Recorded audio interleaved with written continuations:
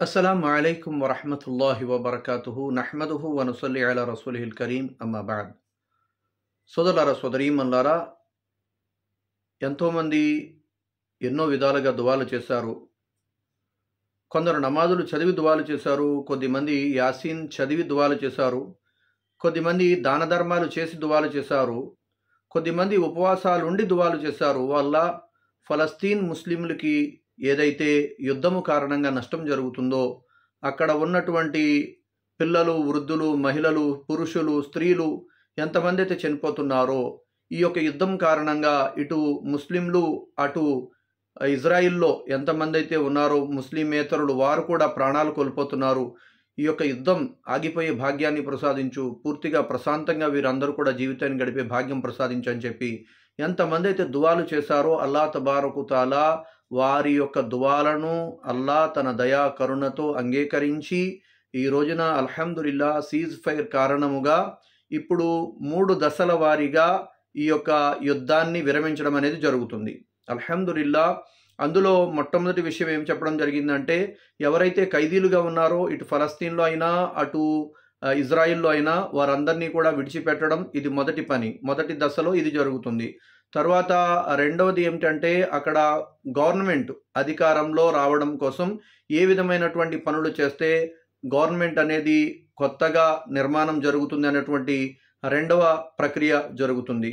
ఇక మూడవ ప్రక్రియ సోదరులారా సోదరీమణులారా, శాశ్వతంగా ఈ యుద్ధం అనేది ఆగిపోయేటువంటి ప్రక్రియ, దానికి సంబంధించినటువంటి మాటలు, ఏ విధంగా నిర్ణయాలు తీసుకోవాలనేటువంటి విషయాల మీద చర్చలు జరుగుతాయి.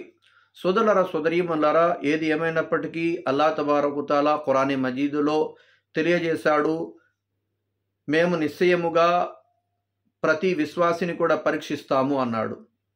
వారిని ఎలా పరీక్షిస్తాడు అంటే, కొద్దిమందికి కొన్ని విధాలుగా పరీక్షిస్తాడు, మరికొందరికి మరికొన్ని విధాలుగా పరీక్షిస్తాడు.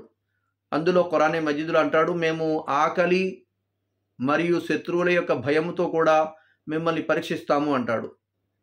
అదేవిధంగా సోదరులారా సోదరీమణులారా, జీవితాలలో రకరకాలైనటువంటి పరీక్షలు అల్లాహ్ తబారకు తాలా పెడతాడు.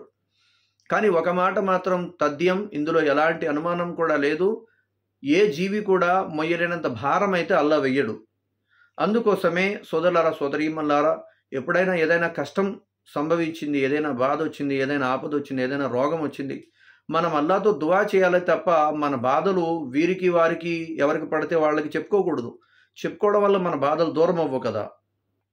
అందుకోసమే సోదరులారా సోదరీమణులారా, అల్లాహ్ మీ అందరి యొక్క దువాల బర్కత్ తోటి ఈ రోజున అక్కడ ఉన్నటువంటి ఫలస్తీన్ మరియు ఇజ్రాయిల్ ప్రజలకు ప్రశాంతత ఏర్పడేటువంటి మార్గం అల్లాహ్ సులభతరం చేశాడు.